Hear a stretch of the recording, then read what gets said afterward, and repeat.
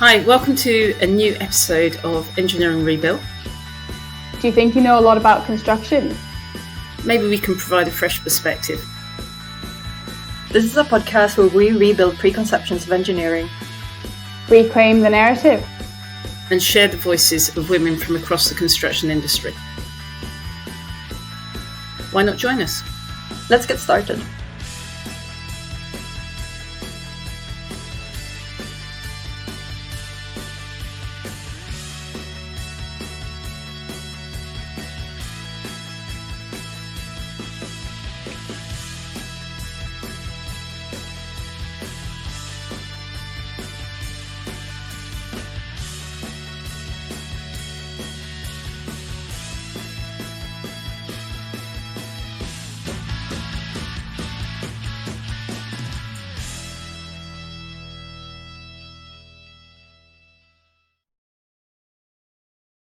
Hello and welcome to another episode of the Engineering Rebuilt podcast. I'm your host Yvonne and Tina, and together with Tina Gunnarsson, we are today joined by the totally amazing Sal Lack, who will be giving us the benefit of her insight on the construction industry and a load of other stuff as well.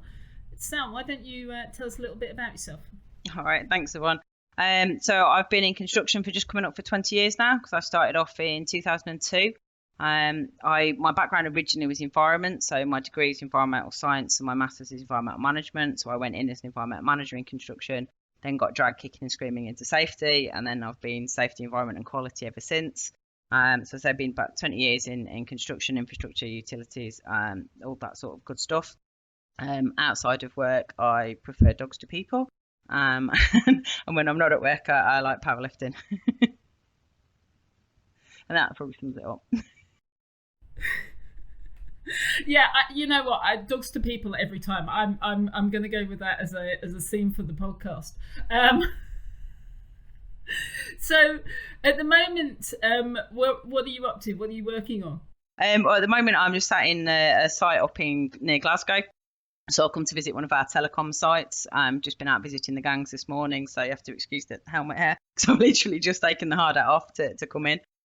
So we've just been out and about with some people that all wanted telecoms contracts. We've got a few gangs there that are doing various things, and we've come to see them. And tomorrow I'm going over to Falkirk to do more of the same while I'm up here, and then I'll be going back down south. But the sorts of works we've got at the moment that I'm looking after, it's I work in the utilities division at the moment, and we've got telecoms, we've got water, we've got gas, we've got electric, we've got a variety of contracts from frameworks where we've got too many in a van to larger sites that might last sort of 12 weeks or so at the time. So that's the sort of things that we do. Lots of digging, lots of holes, lots of excavations and services to avoid, and that sort of that's the risks generally that we face. What do you enjoy about because I mean, you've been in the role or in the industry for 20 years. Is there anything in particular that has sort of kept you here all this time? Oh, absolutely. Thing I love about construction is every day is different. So you never get bored. There's so much going on. There's always different challenges. You can never know too much and you can never know everything, which I would say is probably true in most careers, but it seems to be more noticeable in construction because there's such a variety. And you always face different issues, different problems to solve. I like solving problems. I like helping people. I like seeing a difference. And you get that every single day. And to be fair, the years have just flown past because it's a busy environment. It's fast paced and it's dynamic. And I really enjoy that. So what are the challenges? I mean, you've got home life, children, dogs. So what are the challenges? I mean, if you're in Glasgow at the moment, where's home? Yeah, home's in Yorkshire. So this week I'm away for a couple of nights. I came up on Monday and I'm going home late Wednesday. I am away a couple of nights every week, and since I've had children, that is more challenging because I do miss them when I'm away. But it is part and parcel of the role. As you get more senior, if you're in a more junior role, you can work more local to home. You could work on maybe static sites and that sort of things. But if you're in a sort of national coverage role, which is what I've done for many years now, then it just comes with the territory. But then I also enjoy seeing different parts of the country and different types of environments again. And it's interesting because On the environment side, you've got SEPA in Scotland versus the Environment Agency in England, and they've got different rules. And you've got a different on the Natural England, we've got them, and you've got Countryside Wales, and they all work slightly differently. So it keeps you on your toes, really. Also on the environment side, they seem to like changing legislation quite often. So just when you think you've got down with what you need to do with your waste, they'll go and change it again, and you've got to learn it all from scratch. So you certainly can't get bored. But yeah, the challenge for me at the moment is being away from home quite so much. And I talk to the kids when I'm on the phone, they understand while I'm away, but I can't talk to the dogs and they don't get it. And then you try and talk on a camera and they're not bright enough to understand, that it's you. Then you run to the front door thinking that that's where the voice is coming from. I'm really curious to, I guess, hear from you. Like, we often use HSC or HSEQ, where there's various versions of that acronym, right? And I'm really interested to hear, because you've got the environment background. Like, in my experience of being on site, it's not an equal weighting to health, to safety, and to environment. On the site I worked on, safety was definitely the heavy weight, the priority, the number one. And I would say health, especially mental health, often came secondary. Environment further below that. I would love to hear your thoughts on if that's true in a much wider sense, because I obviously only have my few sites to draw upon, and where you think that's heading, if that's shifting going forwards. Well, I do think there's definitely been a shift in the last few years, and a lot of that is on the sustainability side and on the carbon side, and that's got a much bigger impact, much bigger influence than it used to have. In terms of the sort of compliance on site and that type of thing, obviously most companies use jointly trained advisors, because it's more, if you send in somebody 200 miles to visit somewhere, they might be able to look at safety and environment at the same time. Obviously, a lot of companies, some still use specialists because it depends on the nature of the work and whether you need that. I would say for the standard environmental compliance side, it's usually mixed with the safety. If it's specialist work like ecologists, that'll always be separate, because you need to be a specialist in that area. And yeah, I would say that it's true that the E is always smaller than the S, and that obviously is.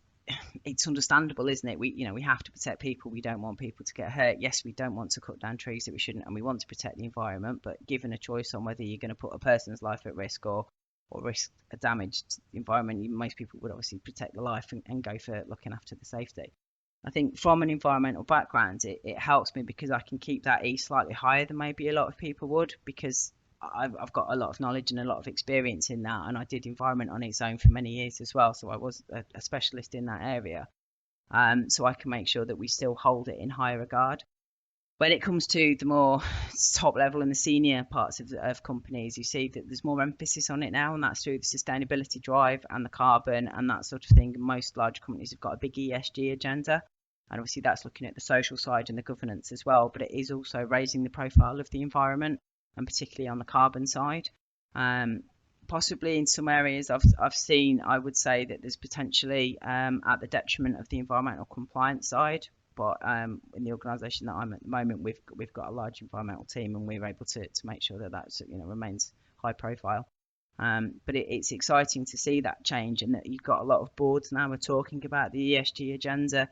They're interested in carbon and what's happening. And whether the interest originally came from economic reasons or legislative requirements, I don't care. The fact is that important people that have got the clout to do something about certain things are talking about it, and that will make a difference. And to me, that's quite exciting at the moment. Where do you think that's going to head? I think that the technology is going to lead us down a certain path, and I don't want to go into too much detail, because I'll start standing on a soapbox and I'll run off, and we've only got a limited amount of time. But I do think that the technology is going to lead the direction that we go, and there's certain things at the moment, like electric vehicles, I do personally think are a stopgap, and there's other technology that will take over that will help us with the infrastructure that we'll need to make those final changes. But I at least think that there's now acknowledgement that things have to change. Whereas before, I've been called a tree hugger, I don't know how many times, because come from the environmental side, and that's what they that people used to say, and they weren't that interested. And now it's so much at the forefront that it isn't that. There's some big ESG sections in board reports, and corporate organisations are genuinely interested in it. The technology side of it, I think, will help because we need sustainable solutions that are actually going to work in the real world. And it doesn't matter how much people want to do the right thing environmentally, not everybody can afford to make certain decisions until technology is there to allow people to do the right thing, because that's just how it is. So I've got to be in my bonnet personally about photolactics on roof tiles for domestic properties, and I don't understand why we haven't made those standard years ago. Why isn't, if you're going to build a house, that the roof tiles have to be? Just an example to almost take away the choice from people, is that this is just what we do now. Like, you can't buy a car without seatbelts. We took the choice of whether you wear one or not away from people, and there's certain things on the environmental side that we need to do. So the recent changes with the single-use plastic straws and things like that, it's quite important. They're small steps, but it shows that the whole mindset is changing, and that's what we need. Absolutely. And something I was thinking about before this podcast was, I don't know how many years ago, because this was before I joined the industry, but there was a big shift, right, in people having to, I'm thinking about PPE now, personal protective equipment, and having to wear hard hats, having to wear gloves, having to wear goggles. And that was a really, really big personal shift in the way people went to work. So it's really interesting to hear you talking about electric vehicles, like personal changes that have to, I guess, happen, or that you think are coming, in order to make that big step change that we went in terms of safety, and also see that happening in the sustainability space. Yvonne, do you have any other thoughts that you wanted to add to that? No, it's interesting, isn't it? I mean, I started in the industry even before Sal did. Yeah, I've been here that long, and it really was, environment was the third sort of option. I mean, you dealt with safety. Health didn't really come into it. So you dealt with safety, you dealt with quality, because you didn't get paid unless you did. And environment was like the poor relation. But now you find that environment is driving things. I mean, with the government requirement for carbon reduction plans, and public procurement now being driven by that requirement, I think a lot of clients are driving that change because they're being statutorily required to. And that's exactly what Sal's saying. If you're required to do it, if you're obligated to do it, then that drives change much faster. And I think the government needs to be braver in what it's forcing not just public clients to do, but private clients to do as well. Because whilst public clients are moving quite fast in this sector, there's a lot of private clients out there, I think, that still see environment as a, well, what can we do and get away with? And that doesn't, certainly in the sort of building sector, more maybe than the construction sector. Construction tends to be more public client driven, I guess. But yeah, I mean, it's an interesting thought process on where we're going to end up. I think we haven't even seen the start really of the push for sustainability. We've got so far to go in the next 30 years. And it's going to need a real focus that we currently don't have. So interesting. So I'm sorry, I'm going to have to do the intrigued bit. Tell us about powerlifting, Sal. I can't. Let's get to what we really want to hear about here. Let's find out how a SHEA advisor or SHEA director becomes a powerlifter. Well, it was actually that got me into specifically. I've always been to the gym a lot. I've always liked lifting weights, but I worked at a company and I had a SHEA advisor who was an ex-bodybuilder, and he'd started powerlifting. He was sort of retiring from bodybuilding, and he started getting into powerlifting, and he was doing quite well, and he was winning competitions, and he was getting records. And he said to me, "Oh, you should compete. Why don't you join a federation, and why don't you give it a go?" And I was like, "Oh, don't be daft. I go to the gym and I lift weights because I enjoy it, and it's quite good therapy." But I've never been coached formally. I wouldn't know the rules, etc. And then he started showing me what the British records were, and I was like, "Oh, I can deadlift that now. Oh, maybe I should give it a go." So it was how many years ago now? 5-6 years ago, something like that. I rocked up to a competition in Manchester on my own. I was the only person there without a coach. didn't have a clue what was going on, didn't know any of the referee commands, didn't really know any of the rules, probably really shouldn't have gone. Got a British record in deadlift on my first go, so that went quite well. And then I was still playing rugby at the time, and I had quite a few knee injuries, so I ended up not lifting for another couple of years because I had several operations on my knee. Don't play rugby in your 40s is probably the advice I would give people on that one.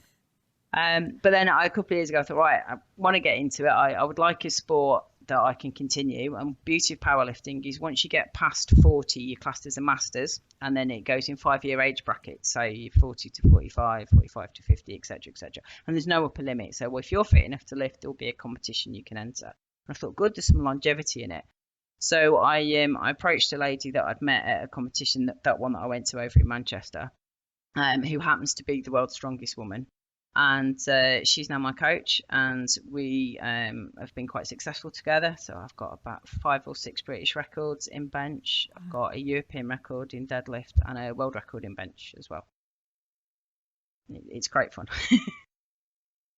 What are your records? Go on, I'm really curious. I can't remember all of them, to be quite honest. But the world record that I hold at the moment is it was 80 kilograms on bench, but I did bench 87.5 on Saturday. So there's a big difference between what you do in competition and what you do in the gym. So powerlifting is 3 different lifts. You've got the squat, which is where the bar's on your back, you bend down, basically squat down, bend your knees and put your bum to the floor. And that's and you stand up again, and that's a squat. And then bench press is where you lay on the bench, bring the bar down to your chest and then push it back up, and that's the one that I'm best at. And then deadlift is where the barbell's on the floor and you pick it up until you're stood there with it in your hands, which is the best one for anger management and therapy and stress release and things like that. Deadlifting's wonderful. And it takes quite a while with bench particularly to get stronger. When you train in cycles. You can't keep adding weight to the bar and lifting it every week and hoping you'll get stronger that way, because your body can't take that weight all the time. You'll cause yourself an injury, you'll damage your ligaments or your joints. So it's generally done in cycles, and you'll do maybe 5 reps of a certain weight for so many weeks, and you do 3 for so many weeks, or you do doubles, and then you get down to singles as you build up to peak, as they call it. And that's to put less pressure on your joints. So my coach, for example, she can deadlift 283 kilograms. So she was the first woman to deadlift 600 pounds. She's mental. She only weighs like 63, 64 kilograms. She's tiny. But you can't do that every day or every week because it's too much pressure on the joints and things like that. So as I say, you do it in cycles, so you don't necessarily know what your max is until you peak. I was aiming to get 90 kilograms by the World Championships, which were in September, but the fact that I did 87 on Saturday, I think I've got there a bit early, so I'm quite pleased about that. So I'm not sure what I'll be lifting in September. But I'm just into a new age category because I was 45 at Christmas. So any of the records that I've got now, they stay in that age category. So I've got a lot of new ones that I need to break, which is fun. What does training look like when you head into competition? I'm not training as much as I should be at the moment, I have to say. Well, that's one issue with being away with work and things like that. I can't train. I could deadlift. I can go to any gym and pick up a deadlift bar, and I can do that on my own. That's fine. But I can't bench without my coach or somebody else to hand out the bar, because that's for safety reasons. Not just that they're there to catch it if you couldn't do it. It's when you take the bar from the rack and you bring it forwards. If you unrack it yourself, you're putting your shoulder at risk, and you can cause injury that way. So it's better you need somebody to hand out. So at the moment, I'm benching 3 times a week, and then deadlifting, it's sort of knee dependent. So it might be once a week, it might be once a fortnight. It depends on how my knee's playing up or not. As we get nearer to competition, I tend to do less sessions but heavier weights. If that makes sense. So when you sort of off season, you can train more often, and then you do accessory work as well. So you try to get your lats to be bigger, because that's quite a big part of bench press, and other exercises to strengthen your back and that sort of thing. Maybe a few leg presses, get your quads going. But I find I like bench because it's technical. So deadlift, you almost switch your brain off when you deadlift, and that's great for the stress relief side of it, because it's just grunt, power, pick it up. Bench is quite technical, and you have to think about it, and there's probably 101 things that are going through your mind that you've got to remember to do, and if you don't do one of them, you're not going to get the lift, not when you get near the higher higher weights anyway, which is I think it's why I like it, because you have to think, and it's one that you've got to be patient with, because it takes a long time, particularly for a woman, we call them natural. So there's different federations. Some are drug tested and some aren't. So I compete in obviously the drug tested federation, because I'm not taking anything that I shouldn't be, but there are non-drug tested feds as well. And if you're an enhanced athlete, shall we say, you can train more often because the drugs tend to help with recovery. But if you're a natural athlete, you've got to give it more time between it so that you can recover to train again. But balancing that with, if you don't train your upper body enough as a female, you're not going to build the muscle. So it is all a balancing act, and you understand what suits you just through experience and just doing it. If you overtrain, it will affect your performance and you'll actually lose strength. I don't know if that answers your question properly. Sorry, I could witter on about it's fascinating, isn't it? I mean, it's I mean, I'm competitive. I get competitive, but because I picked up an anatomical injury when I was young, I stopped being able to compete at 13, and I haven't been able to compete with physical stuff since then. So I tend to use my competitive spirit in business rather than in doing physical stuff. Although, yeah, I mean, if you see me on an angry day throwing stuff around the garden, then it doesn't really stop me so much anymore. But yeah, I mean, having that competitive spirit, I mean, does that transfer into work as well? Or, I mean, I know that you're great at mentoring teams, but is that competitive thing still there, or are you more of a mentor when you're in with a team? The competitive thing's always there with me. It is about absolutely everything. I mean, you can imagine when I was a youngster and I was in Brownies, I had all the badges up and down both arms, and I did the same in guides. And then they swapped from the arms to a sash, and I'd got them 3 abreast down the front and the back. And as an adult, I'm chartered, and as an environmentalist, I'm chartered as a quality practitioner, and I'm chartered as a safety practitioner. So it's that competitive spirit that I'm not happy with one, I'm going to get all of them. Which is also partly because I want to demonstrate the competence as well, rather than just having all these different roles, and maybe people don't necessarily believe that you can do all of these well. Then I get the qualifications to go with it to prove that I can, and that's partly competitive because I don't know anyone else who's got 3. And then when it comes to sort of mentoring with the teams and things like that, I mean, I always want to perform the best that I can. I want the organisations that I'm working with or for to absolutely perform the best that they can, and I want the people around me to perform the best that they can. Part of that, I won't lie, is because if you want to be the best, you have to surround yourself by the best people. You absolutely have to. So if you want a successful and high-performing team, everybody needs to be very highly performing as an individual, and the best way to do that is to help other people increase their performance. So I've always taken great pride in helping to develop people as they come up through the careers. I like to promote internally. I like to develop people internally. I like to see people's strengths and then try and change the structure of the team to suit what people are good at, so that you're getting the best out of them.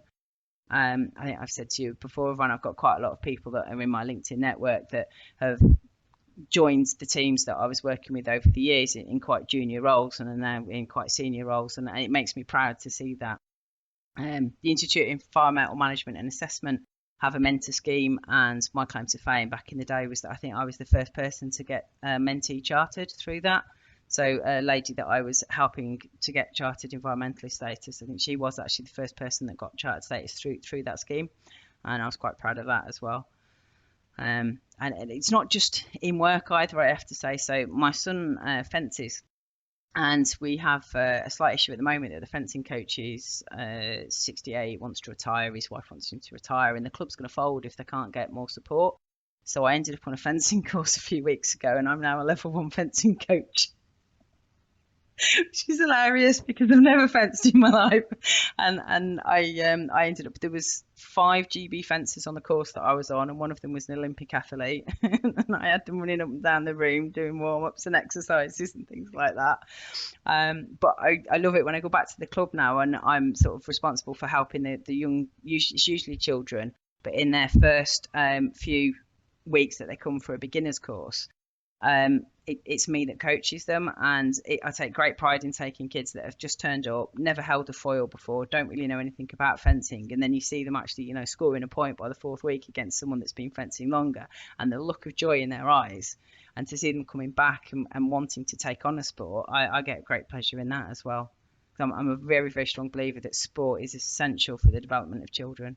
Whether it's team sport or individual, I don't care, but I think all children should do sport, and I believe that very passionately. So where do you think we're going with the industry in the next 5 years? What's the important things for you in the next 5 years then? Okay, well, I wouldn't like to put a timescale on anything, because I genuinely I couldn't even contemplate putting a timescale to when things will happen. But what I would like to see is more women site managers and more women project managers. Now, that's something that when I first started 20 years ago, I heard stories of such and such engineer that used to run this contract, and she was really good, and it was all like there was a woman and she was an engineer, and it was shocking. And now you do meet female engineers and female project managers, and it's not, it was probably you, you, but it's not such a sort of black art as it were now, but you don't see many at all. And I think that there are differences between men and women, and we have benefits and drawbacks on each side. And to me, if you want a really good team, a high performing team, you need that diversity in it. So I think that if you've got men and women working together, it works really well. But women do have certain organisational capabilities that they may be stronger at. And when I've seen female site managers, they tend to run a tight ship, and I just like to see more of that. I've not seen many female supervisors out on site. I've seen a couple in the last 5 years, which you notice because it's unusual, and I'm hoping that maybe give it another 5 years that novelty will have worn off and there'll be more, and it won't be so unusual to see that. And then I went to the site a few weeks ago, and there were 3 women. So there was me and 2 directors that were all women, and we went up, and apparently one of the men on site was like, these 3 women visited my site, and the emphasis was on the fact that we were women. I would like it if in 5 years there were that many women visiting these sites that they wouldn't even think to comment on that, because it would just be so natural for them to have met that many women out on site that it wouldn't be unusual. In the 30 years I've been in the industry now, 28 years I've been in the industry, the percentage climb in women on site has gone up 5% in 30 years nearly. And unless we push, unless we say, actually, you know what, why aren't we there, why aren't we doing this, then the status quo remains. And it's only by collecting ourselves and pushing that agenda that we are actually going to achieve what we're looking for. I mean, we know that diversity creates better teams. We know it makes better decisions. We know it creates better projects. We know that there's less conflict with diversity in terms of client-contractor relationships and things like that. All of that is documented. It's all there as evidence. So there's no real reason why we can't do it. And if we don't set a target of saying, okay, there should be 30% women on site in 5 years' time, then there's never going to be an achievement. People work to targets. The government and clients need to say, actually, this is what we want to see. We want to see the makeup of sites reflecting the makeup of society.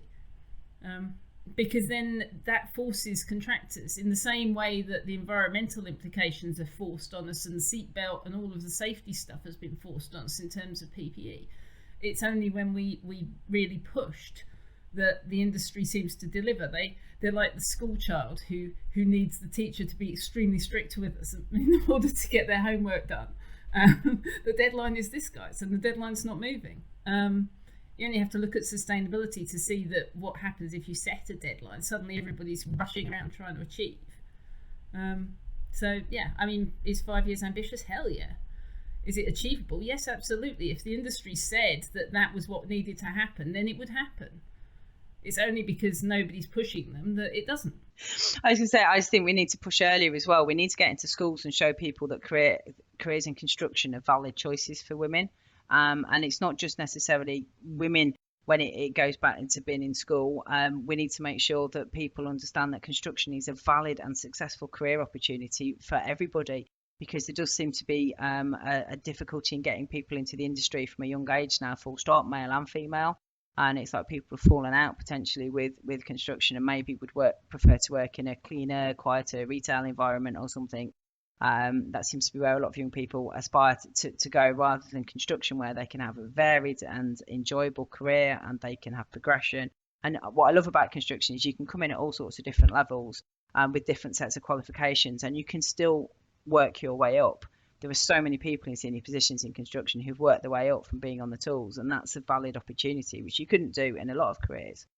But if we don't get into schools and into colleges and get that message out that this is fun, it's enjoyable, it's challenging, it's rewarding, I can't imagine working in a different industry. I just absolutely can't. And if we can get more people coming into it from a younger age, and then we get more women coming into it, or as girls and as teenagers, then we will end up with more female site managers and female project managers, etc. I think that's an absolutely brilliant conclusion, really. I think you've solved it. You've established a goal. Right, then, how are we going to do it in 5 years? Yeah. But yeah, thank you so much, Sal, for joining us on this episode of Engineering Rebuilt podcast. It's just been really, really interesting to hear you speak about your career, your thoughts on, I guess, what's made you the person you are today. I've really enjoyed hearing about powerlifting. I have quite a few other questions off the back of this. But do you have any closing thoughts or advice to give to our listeners? My thing is that I would say, you hear stereotypes about what women can do and what men can do and what careers are suitable for women and what aren't. And I would go back to the fact that for me personally, my mother was the breadwinner. Back in the day when I was a child, each family only had one car, and in my family it was my mother's. And I never really understood gender stereotypes because I didn't see it. And I think that's helped me to just barge through blindly and not notice glass ceilings where there may have been. And I would encourage everyone to not pay attention to that type of thing and to do what they feel. Yeah, anybody's able to do absolutely anything, and you shouldn't let the fact that you're female put you off doing any type of role whatsoever, because you'll do it just as well as the men can, if not better. So just give it a go. But yeah, you will be successful. As simple as that. You got to give something a go, or you'll never get anywhere. But don't let things put you off, because there's no need. And it is like, to come into construction, it's fantastic. And we need more people, and we need more females, like we've said. So I would encourage everybody to start looking in the construction sector. It's growing, there's lots of jobs, there's lots of opportunities, and I don't think people would regret it. Sorry, I'll shut up now. No, Getting on my soapbox there. Let's smash a few more glass ceilings, hey? I think that's really, really great. I guess motivational words to finish on. So thank you once again. It's been a real pleasure to have you on the podcast, and thank you to everyone who's listened in. Thank you for listening to this episode of Engineering Rebuilt. We hope you enjoyed being part of the conversation. Please join us next time to hear more diverse stories from people who are reclaiming their narrative to rebuild engineering.